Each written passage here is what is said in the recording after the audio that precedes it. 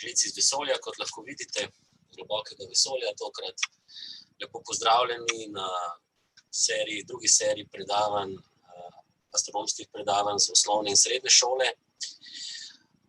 Tokrat vam bom jaz nekaj povedal o Osončju, Barbara o letnih časih, Dunja pa za srednješolce nekaj več o geometrijski optiki, ponavadi tisto, kar se v šolah dijakinje ne učijo. Tako da upam, da vam bojo ti naši videi v veliko korist pri pouku in pripravah na tekmovanje, pa tudi sicer. Moje ime je Andrej Guštin. Še enkrat lepo pozdravljeni. Začeli bomo zgodovinsko, zato da bomo lahko razumeli pravzaprav, kako se je ta razvoj astronomije pripeljal do tega, kar vemo danes. Že stara ljudstva so opazovala nebo iz različnih razlogov in jih je to fasciniralo. In tisto, kar lahko vidimo, seveda niso imeli teleskopov, in tisto, kar lahko vidimo s prostimi očmi na nočnem nebu, so zvezde. Svetlejše zvezde so povezali v ozvezdja, da mišljene like, ki nimajo neke fizikalne osnove, se pravi v prostoru. Ponavadi so bili to mitološki liki. Tem zvezdam se po slovensko reče tudi zvezde stalnice, saj arhaično se je tako reklo. Zakaj? Ja, vzemimo ozvezdje velikega medveda. Če ga pogledamo letos, pa prihodnje leto, pa čez 10 let, bo prav takšno, se pravi razmerja, razdalje med zvezdami bodo enake, nespremenljive, to velja za relativno kratka časovna obdobja. Poznali so pa že zvezde premičnice, kot tudi lepo po slovensko rečemo.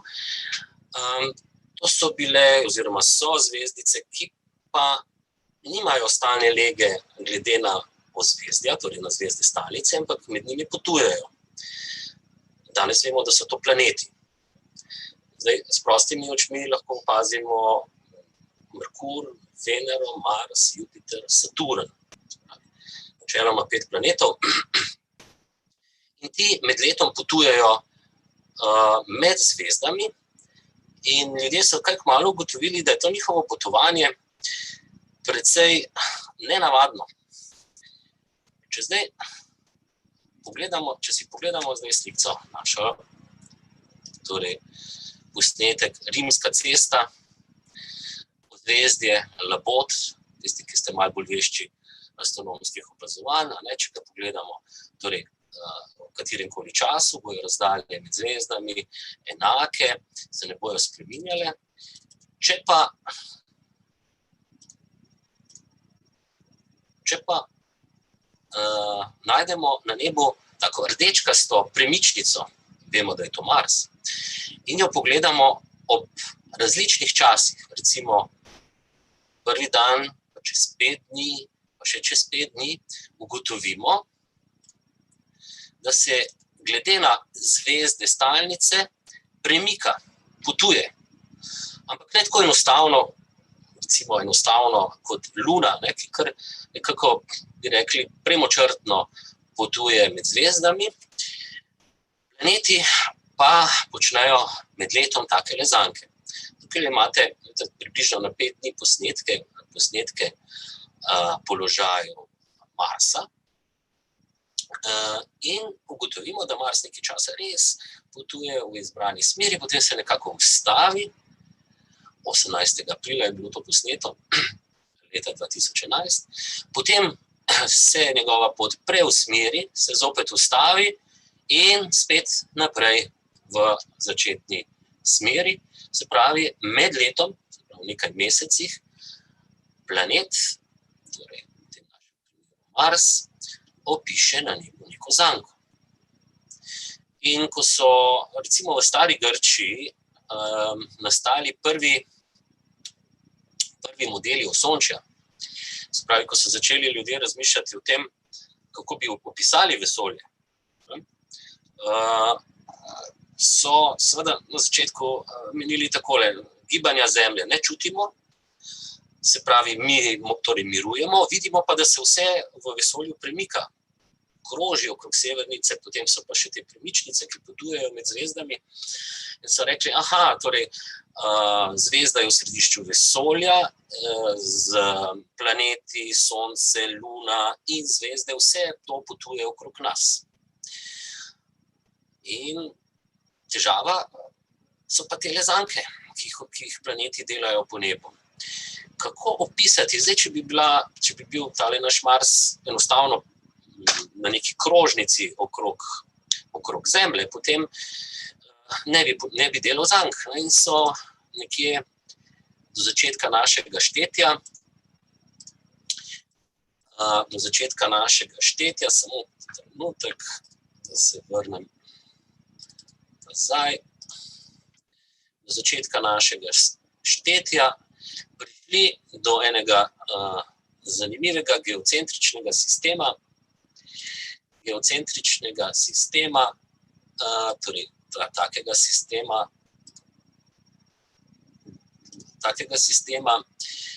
v katerem so te zanke opisali na sledeči način. Tukaj imam takole slikico, Zemlja ni čisto v središču krožnice osnovne, ki se reče deferent, malo je premaknjena iz središča. Potem pa planet Mars prvič kroži po mali krožnici, ki rečemo epicikel, in hkrati središče te krožnice potuje okrog nas. In tisto, kar potem lahko vidimo, je sledeče. Zelo dober opis nastanka zank. Zemlja je tale modra pičica, tole je Mars, ki hkrati torej potuje po mali krožnici, središče male krožnice pa okrog središča krožnice oziroma približno okrog Zemlje. Ta opis je veljal vse do Nikolaja Kopernika, lahko rečemo, ki je poskušal torej tole gibanje, nenavadno gibanje planetov, razumeti drugače. Ali je mogoče to gibanje razumeti na način, da pa ni Zemlja v središču vesolja, ampak je Sonce.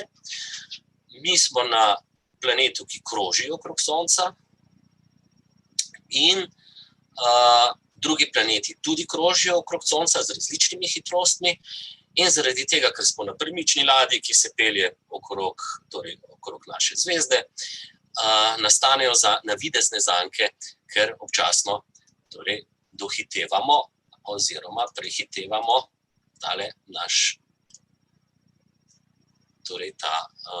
planet. Danes se ta teorija sliši izredno nenavadna, nekako kar krožnice, okrog česa pa zdaj kroži, kaj je v središču male krožnice, ampak v tistih časih se tega niso spraševali tako. To je krasna matematična rešitev, ki na zelo eleganten način z elementarnimi krožnicami opiše torej dinamiko Osončja. In ta model zelo dobro napoveduje, kje bo recimo Mars, Jupiter, ki bojo čez 1 leto, 10 let, 50 let, 100 let. Astronom Ptolemaj, 2. stoletje našega štetja, približno 2000 leti, je izdelal zelo dobro metodo, kako se z epicikli računa, in njegove račune so za napovedovanje lek planetov med zvezdami uporabljali praktično 1500 let. Ptolemaj pa ni bil kar zvit, možakar. Sam je vedel, da lahko bi se dalo dokazati gibanje Zemlje okrog Sonca. Namreč, če si pogledamo tole našo animacijo, med letom se Zemlja premakne iz enega konca orbite na druge, če kroži okrog Sonca. In če gledamo v vesolje v enem delu leta, pa v drugem delu leta, potem bi morali videti premik zvezd, ker jih gledamo pod različnimi položaji. To je tako, kot če smo v sobi in se premaknemo iz enega kota v drugi. In zdaj se nam navidezno, vaza, ki je na mizi, ki je prej zakrivala recimo televizor, če smo se premaknili za meter v levo ali v desno, potem ne zakriva več. Se pravi, jo vidimo pod drugim kotom. In Ptolemaj je vedel, da bi bilo mogoče tako dokazati kroženje Sonca okrog, torej Zemlje okrog Sonca, vendar, ker tega takrat niso videli, je rekel, potem seveda velja, da je Zemlja mirujoča v središču vesolja. Torej, ne smemo podcenjevati, trud astronomov v tistem času bil velik in čeprav se nam te zgodbice zdijo smešne, za današnji čas, ki se v šoli učimo o silah, pa težnosti, pa tako naprej. Ampak tisto, kar mi dejansko vidimo na nebu in poskušamo potem prenesti v teorijo, je seveda ni enostavno. Ko smo zadnjič poskušali malo se pohecati o tem, kako bi poiskali dokaz, da se Zemlja vrti okrog svoje osi. Ampak ne tako, da odpotujemo v vesolje ali pa rečemo, zato ker je učiteljica v šoli tako rekla in tako naprej. Ampak enako velja tudi za gibanje, torej gibanje Zemlje okrog Sonca. Se pravi, se pač giblje, če to ni odgovor. Odgovor je, da znamo mi torej zadeve utemeljiti in enako je šlo tudi skozi zgodovino, še pomembna zgodbica v tem našem primeru, ko sem omenil že Kopernika. Kopernik se je odločil za tako imenovani heliocentrični sistem. Zaradi poenostavitve Ptolemajevih izračunov. Ker je bilo enostavneje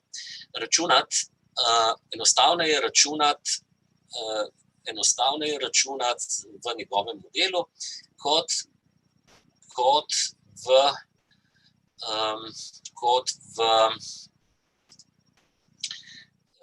z Ptolemajevimi tablicami.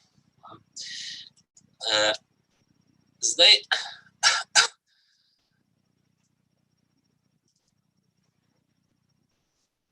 zgodba je nekako taka. Kopernik je, bi se reklo, naredil neko znanstveno revolucijo, izdal je to svoj heliocentrični model in tako naprej. In kaj se je zgodilo? Seveda ga niso zaprli, ker je pač takoj zatem tudi umrl, ali pa niso ga preganjali, ker tudi niso imeli nekakvega namena, ker je šlo za pač neko matematično knjigo.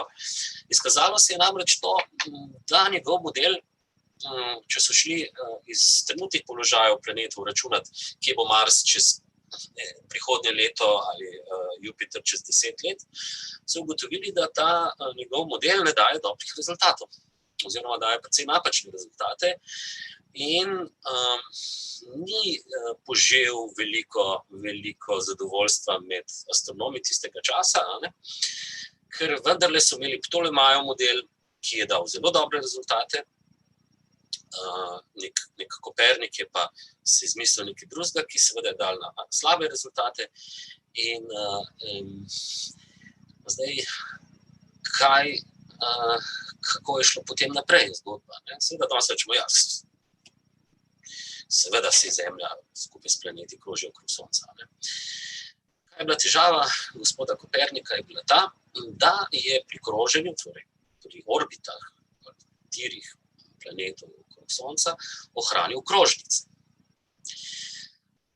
Zdaj, približno, oziroma dobrega pol stoletja za njim, je v igro vskočil drugi astronom, Kepler, ki ga je tudi zanimala zgradba Osončja in je poskušal razumeti, torej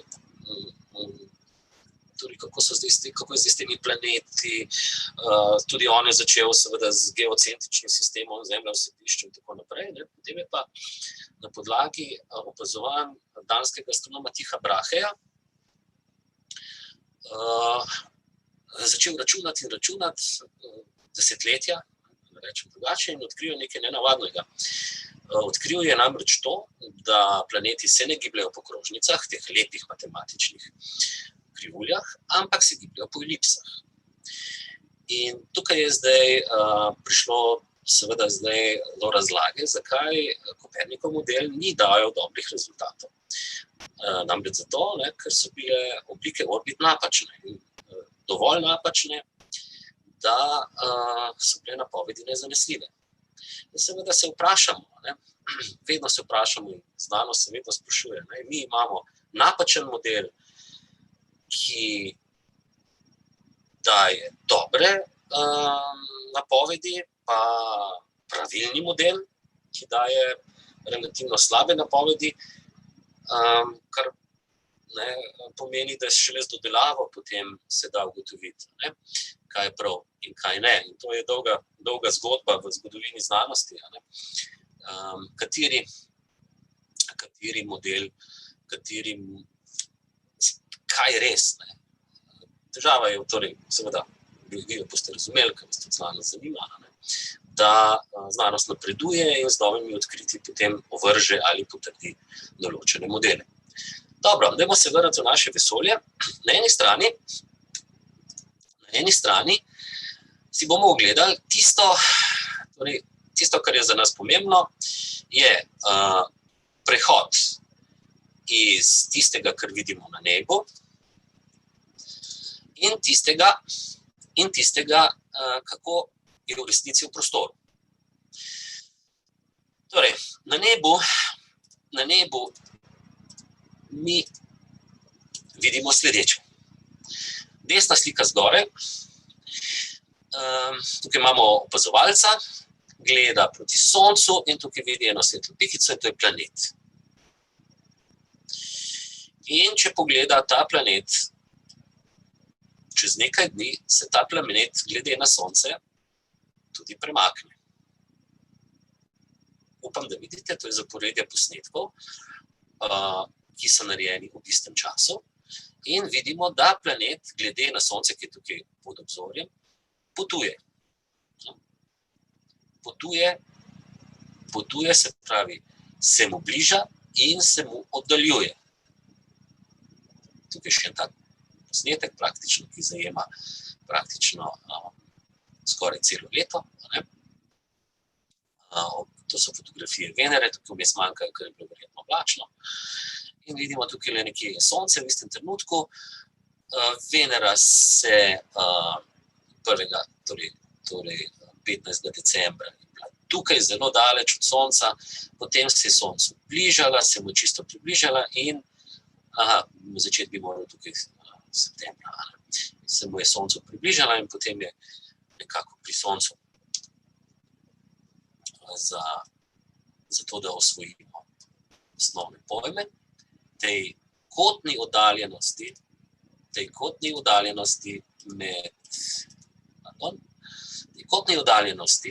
med Soncem in planetom pravimo elongacija.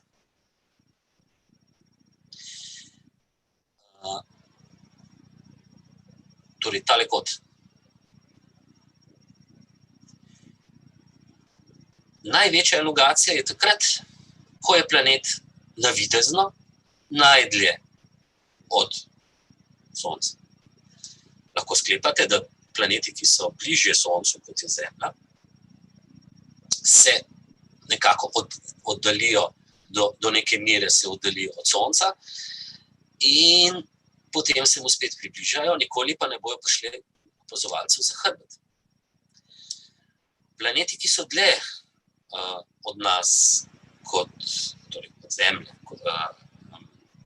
pa seveda so lahko na nasprotni strani od Sonca, torej je lahko kot ta elongacijski kot večji. Pa si poglejmo,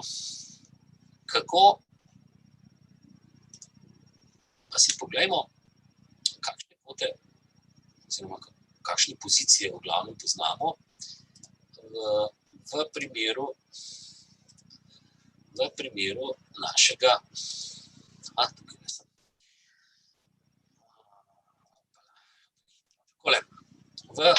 našem primeru, tukaj je Zemlja. Delamo se, kot da je pri miru, da lahko pogledamo si razne pozicije.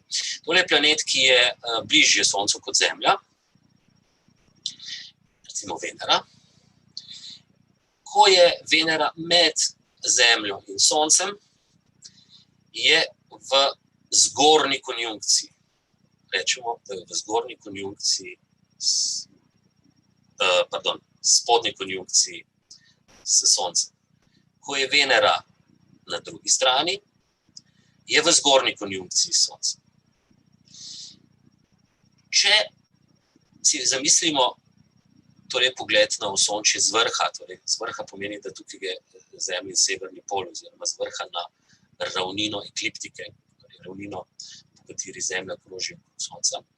Potem lahko ugotovite, da zdaj, ko se Venera premika v tej smeri, iz Zemlje je navidezno zmeraj dlje od Sonca, če opazujemo Zemlje, dokler ne pride v to točko, to je pravzaprav tangenta na orbito Venere, in takrat je ta kot največji možen, in to je največja elongacija. Če je na tej strani, je to največja zahodna elongacija. Zakaj zahodna? Kako zdaj to vidimo na nebu? Zamislimo si, da mislimo, da gledamo nebo, in na nebu imamo Sonce, in tukaj je Venera. Sonce zahaja, katero nebesno telo bo prej zašlo, Venera ali Sonce? Ja, Venera, torej, ker je zahodno. Na drugi strani imamo največjo vzhodno elongacijo, v tem primeru Venere, in takrat je pa torej Venera vzhodno od Sonca. Pa nagradno vprašanje. Veneri rečemo tudi večernica ali pa danica. Ko je večernica, jo vidimo po zahodu Sonca nad zahodnim obzorjem. Se pravi, če je Sonce zašlo, torej je Sonce zahodno od Venere, in je torej Venera vzhodno od Sonca. Se pravi, je Venera tukaj na tej strani, se pravi, ko ima največjo, recimo, vzhodno elongacijo. Ko pa je danica, vzhaja pred Soncem, se pravi, tudi zahaja pred Soncem, kar pomeni, da je zahodneje od Sonca, in takrat je torej danica v zahodni elongaciji. Zdaj si pa pogledamo še primer planeta, ki je od Zemlje bolj oddaljen, ki je od Sonca bolj oddaljen kot Zemlja. Ta planet pa seveda lahko pride tukaj za Zemljo, ter se pravi, v tem primeru je Zemlja med Soncem in planetom, rečemo Marsom. Takrat rečemo, da je ta planet v opoziciji s Soncem. Včasih kar spustimo, rečemo v opoziciji. Misli se, da je planet v opoziciji Sonca. Ni težko ugotoviti, da v tem našem modelu, kjer so narisane poenostavljeno krožnice, vemo, da ni res, ampak v našem modelu, ko je planet v opoziciji, je tudi najbližje Zemlji. Pa še nekaj, tukaj si lahko ogledamo. Tale svetli del planetka je osvetljeni del planeta. To pomeni, da takrat vidimo praktično celo njegovo ploskvico, osvetljeni del ploskvice. Ko je planet na drugi strani, se pravi, je med Zemljo in planetom natanko Sonce, je ta planet v konjunkciji.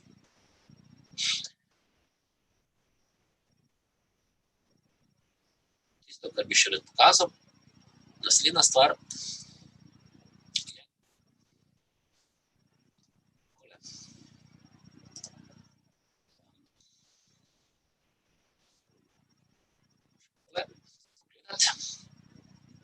malo animacije, da bo bolj zabavno.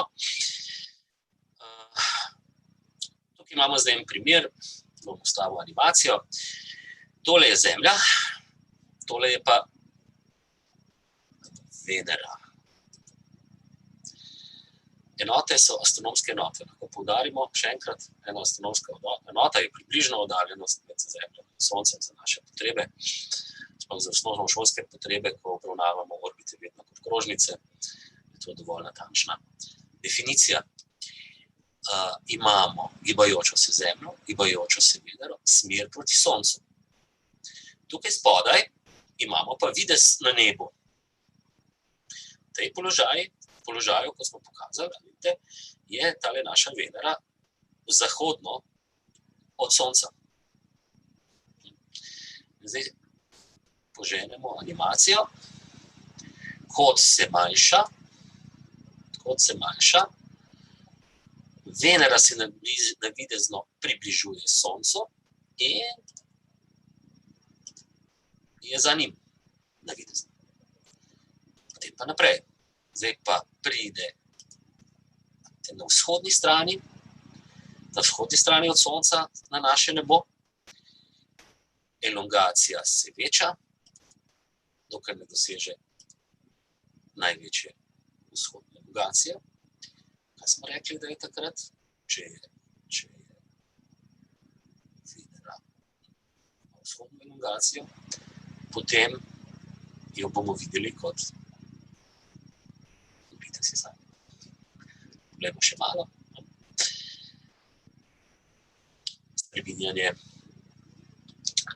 Spreminjanje v prostoru.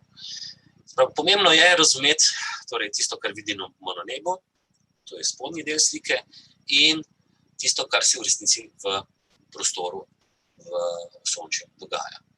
Poskusimo še s kakšnim drugim planetom, na primer Marsom, ki je pa od Sonca bolj oddaljen. Da smo rekli pa drugače. Sem šel pa mogoče malo hitro. Tale položaj. Zemlja, modra pika, točno med Soncem in Marsom.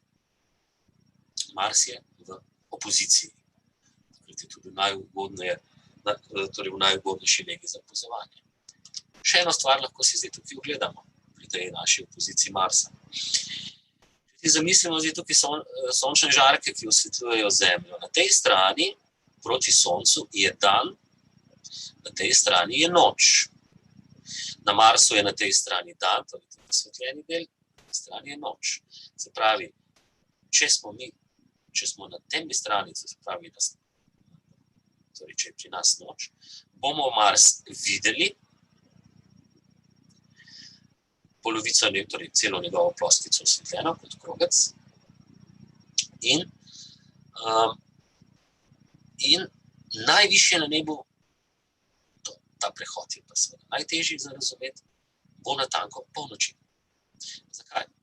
Zato, ker je Mars ravno nasproti Soncu na nebu in v prostoru. Po polnoči je Sonce najnižje pod obzorjem, je na nebesnem poldnevniku ali meridianu, kar pomeni, če je Mars njemu nasproti, je najvišje na nebu in ob polnoči seveda, in tudi na nebesnem poldnevniku meridianu, torej na namišljenem krogu, ki povezuje smer sever-jug v danem opazovališču. Poženimo animacijo.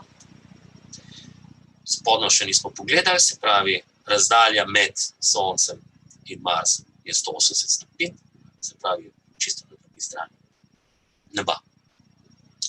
Potem se pa navidezno Mars začne bližati na nebu, spodaj navidezno bližati Soncu, kot med njim se manjša, dokler za opazovalca na Zemlji ne pride natanko v konjunkcijo. Torej za Soncem ni ga mogoče opazovati, ker se Sonce ali zakriva ali izgubljen v soju Sonca. Če pogledamo, desno tukaj imate tudi čas teče v delih leta. In lahko torej si tle, če bi imeli dovolj časa, ogledali, koliko časa je si sledita dve opoziciji. Bomo si kasneje pogledali edino matematiko, s katero smo danes počel, je ravno ta. Če pogledamo nek planet, ki je dlje od Sonca kot Mars, moramo malo pospešiti, ne? Vidite, situacija je podobna, kot se spreminja, še nazaj, opozicija, naš Saturn je v opoziciji, velja isto, najvidanje o polnoči najvišje na nebu, se pravi praktično so tam noč.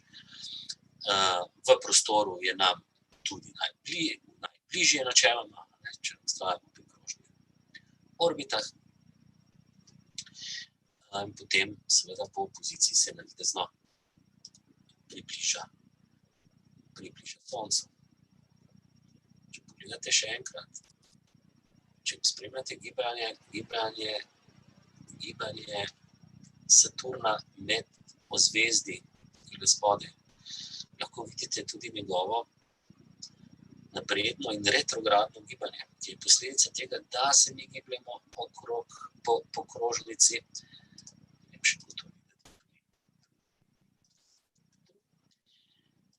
Se mi gibljamo po naši orbiti, planet dohitevamo, se ustavimo, ga prehitimo, se oddaljujemo od njega in če pogledamo tole puščico, to je smer, v katero vidimo planet v prostoru, če hočete na ozadju zelo oddaljenih zvezd, ki so tako daleč, da kljub našemu gibanju tega premika ne vidimo. Se pravi, je ta napredno in retrogradno gibanje posledica samo tega, da se giblje Mars in mi. Nazaj, naprej. Napredno gibanje, torej v smeri gibanja Sonca. Pa dohitimo, pa gre nazaj, pa ga prehitimo. Podobno si lahko zamislimo, če se peljemo v avtomobilu po avtocesti in dohitevamo avto. Ko dohitevamo, če gledamo v smislu relativnega gibanja, navideznega gibanja, je tako, kot da bi bili mi pri miru in gre avto proti nam, torej tisti avto, ki ga dohitevamo. Če bi bili na popolnoma gladki cesti, kar je pri nas zelo težko, bi se nam zdelo, da se tisti avto nam približuje. Ko ga bomo prehiteli, bi se nam pa zdelo, kot da se oddaljuje od nas.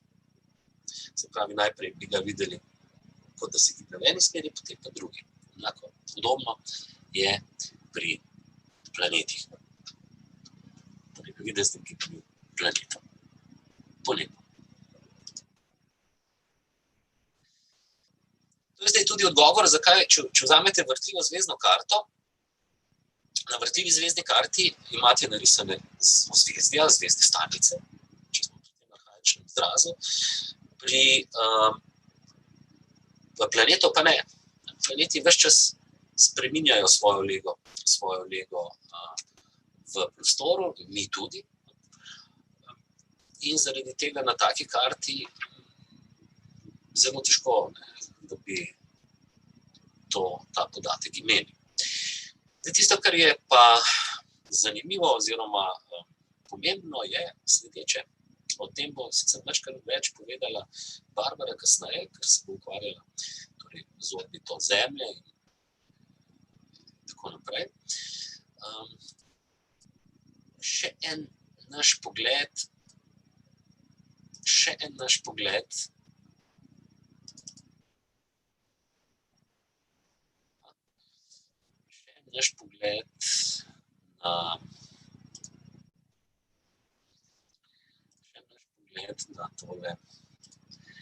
na tole naše vesolje, če se bo hotel ta pogled prikazati. Zdaj, to bi bilo posneto predvčerajšnjim. Svetleča pika.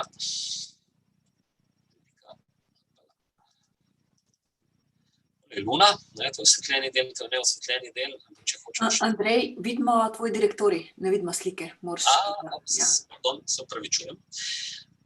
Bomo gledali še enkrat. Se pravi, posnetek narejen pred 2 dnevi, imamo na nebu luno, to je primer zahaja. Potem imamo pa tukaj še 2 svetli zvezdici. Tisti vešči astronomi vejo, da to nista zvezdi, ampak da je tale svetlejša planet Jupiter, tale je nekoliko manj svetla, je pa planet Saturn. Če bi slika zajemala še širši pas, če bolj širokopotna, potem bi tukaj bolj proti vzhodu videli še en planet, in to je planet Mars. Če ne potegnemo namišljeno krožnico skozi tele točke, opazimo nekaj zanimivega. So, tako po domače bi rekli, vsi ti planeti v vrsti. Zdaj smo pa že malo bolj vešči tega, da znamo tisto, kar vidimo na nebu, razumeti tudi, kako je v prostoru. Zakaj so v vrsti? Se pravi, mi planete očitno vidimo, kot da okrog planete in luno, če hočete, z majhnimi razlikami, kot da se gibljajo po enaki oziroma podobni ravnini. In celo po podobni ravnini kot Zemlja. Se pravi, da se Zemlja giblje po ravnini okrog Sonca, ki pravi do ravnine ekliptike, in tudi vsi ostali planeti se gibljajo približno po enakih ravninah. To je za nas, torej za astronome, velika sreča, za vas, ki ste mladi astronomi, astronomke, še večja sreča, ker potem bi bile računske naloge, sploh na državnem tekmovanju iz znanja astronomije, še mnogo, mnogo težje. Zdaj so stvari malo bolj enostavne. Se pravi, mi lahko načeloma opišemo tole naše osončje s približkom do ravninskega gibanja. Zdaj, če malo spremljate astronomske dogodke, veste, da se navidezno ta 2 planeta približujete na nebu, se pravi, mi jih bomo videli čez približno en mesec, zelo, zelo blizu skupaj, tako blizu, da jih bomo komaj ločili ti 2 pičici na nebu, in to bo prav en zanimiv dogodek, ki se bo zgodil. Se pravi, zapomnite si lahko ta posnetek, to sliko, kako sta Saturn in Jupiter narazen, in potem, ko se čez en mesec bo ta tako imenovana konjunkcija, bližnje srečanje teh 2 planetov zgodila, boste lahko primerjali to razdaljo. Zdaj imamo še nekaj malega časa, da si lahko ogledamo še naslednjo zadevo.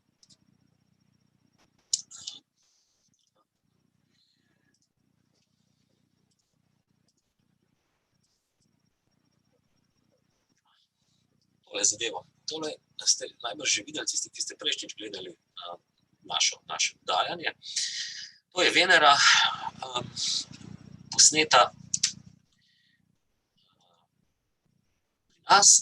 To migotanje Venere je treba razložiti, to je posledica ozračja, prehoda svetlobe skozi ozračje. Ampak tisto, kar je pomembno pri tej Veneri, je to, da je vidna kot drobcen srp. Vrnimo se še sliko manj.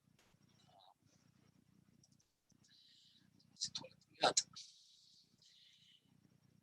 Kako se s časom spreminja zdaj podoba Venere? Tukaj imate dneve pa mesece, prvi dan,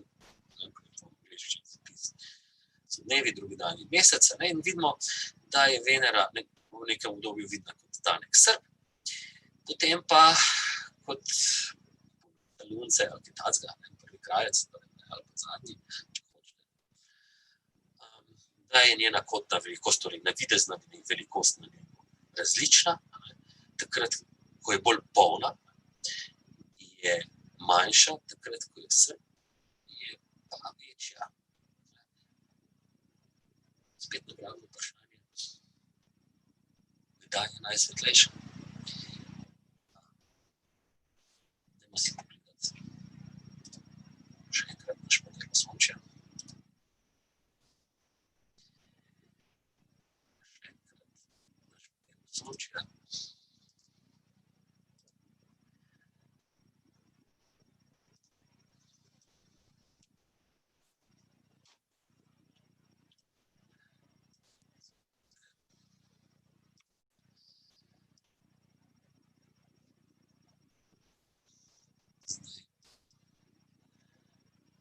Delo sončja se je večkrat skril.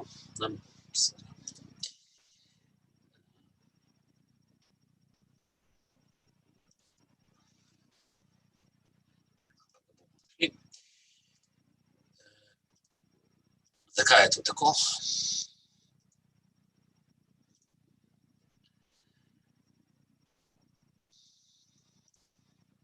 Upam, da vidite spet pri naši animaciji.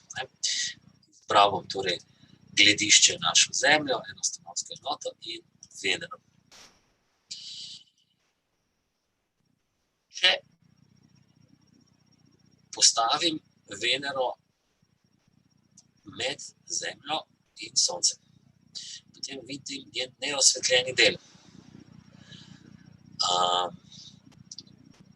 Takrat bo na nebu, kar se tiče kotne velikosti oziroma Venera, navidezno največja. Videti bo največja, vendar je ne bomo mogli videti, ker gledamo naravnost proti Soncu. Razen s posebnimi tehnikami. Ko pa se premaknemo, ko se pa zdaj Venera malo navidezno odmakne od Sonca, potem si moramo zamisliti tukaj žarek Sonca, osvetljeni del, se pravi tale polovička je osvetljena, mi jo gledamo pa iz te smeri. V tem primeru torej bomo videli samo del osvetljenega dela in del neosvetljenega dela. Tukaj le od zadaj, torej temno stran Venere, torej videli bomo Venerine mene. Se pravi, če gremo malo bliže, osvetljeni del, neosvetljeni, če je takole, je čisto v tem točki povidna kot tanek srp, svetlo srp pa je več kot temnega dela. Ko je Venera na drugi strani, mi Zemlje vidimo celo njeno osvetljeno ploskvico, ampak njena razdalja do nas je bistveno večja, kar pomeni bliže kot bo Venera polni Veneri, manjša bo videti na nebu, in bolj polna. Enako velja tudi za planete, ki so od nas dlje, od Sonca dlje kot mi. Poglejmo si spet Mars. Strašno hitimo v opozicijo takole. V opoziciji vidimo celo osvetljeno ploskvico, torej cel tisti del Marsa, kjer je dan. Takrat je Mars nam najbližje in takrat bo na nebu videti, zaradi tega, ker je najbližje, največji. Zdaj si že ti tukaj kaj spreminjal, da je bila kakšna animacija, nismo. Ja, ni bilo videti? Ne. Ni bilo videti animacije, še enkrat, še tole za konec pokazal.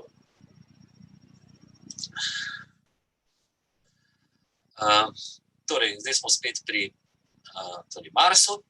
Mars v opoziciji, najbližje Zemlji, ker je najbližje Zemlji, je navidezno tudi na nebu videti največji. Po internetu še vedno kroži zgodba, pride Mars v opozicijo, da bo preletel na naše nebo, takrat, ko je opozicija in samo takrat, in bo velik kot polna luna.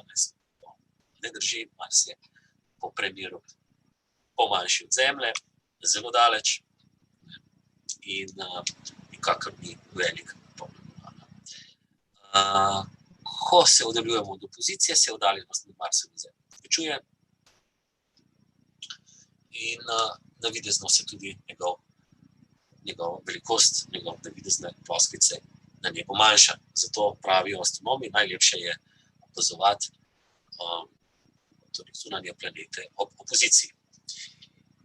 Za konec sem vam grozil še z nekoliko matematike. To si lahko ogledate tudi sami. Te animacije dobite na spletni strani. Portal v vesolje. In si lahko tudi sami potem vse to poskusite predočiti, če je bilo tokrat prehitro. Kar se računanja tiče, je naslednja zadeva. Na kolikšnem času, v kolikšnih dobah se ponavljajo recimo opozicije Marsa. Ko ste videli,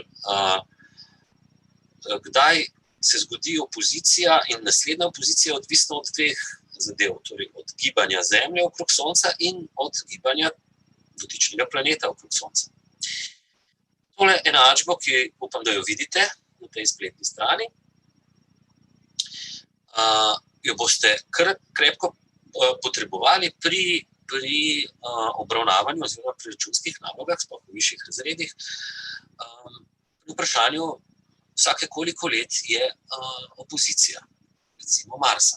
Potem si lahko sami izračunate Marsa okrog Sonca in S je potem čas, tako imenovani sinodski čas, oziroma tudi čas med zaporednima opozicijama planeta. Se pravi, če ustavite tukaj noter za eno leto, za Mars pa njegov obhodni čas, boste ugotovili, na kolikšen čas, v kakšni dobi v kakšnem zaporedju si sledijo opozicije Marsa na našem nebu. To bo za enkrat vse. Hvala lepa za pozornost in se, prosim, pridružite še ostalim kolegicam na zanimivih predavanjih. Andrej, jaz sem vmes napisala, ne vem, če so videli pravzaprav to opombo, da če bi kdo imel kakšno vprašanje, ki bi te rad vprašal, te lahko zdaj na koncu. Roke sicer nihče ni dvignil, ampak to še vedno pač je možno. Se pravi, na voljo smo vam tudi za vprašanja.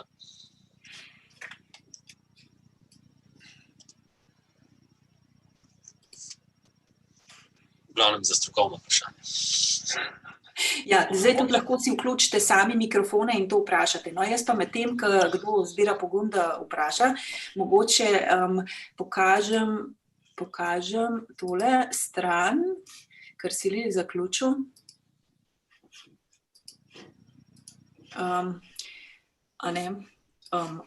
Tole je stran tekmovanja v znanju naravoslovja Kersnička in mogoče se kjer od vas spomne, da je bil davnega leta 2016-2017, ko smo še hodili v šole vsak dan, eden od poskusov za 6. 7. razred, tudi pravzaprav izdelava dinamičnega modela Osončja in pravzaprav igranje s temile in spoznavanje elongacije in teh pojmov. Skratka, tukaj vas vabim, da si pogledate rešitve, ker v dodatku k rešitvam je to v slovenščini napisan, kar je Andrej na koncu omenil. Kako razumemo, kdaj pač se planeti srečajo na določen način. Zdaj pa, če je med tem, kdo... Zdaj, ko smo za računalniki, ne grizemo, sicer ne grizemo in radi odgovorimo na vprašanje, če znamo.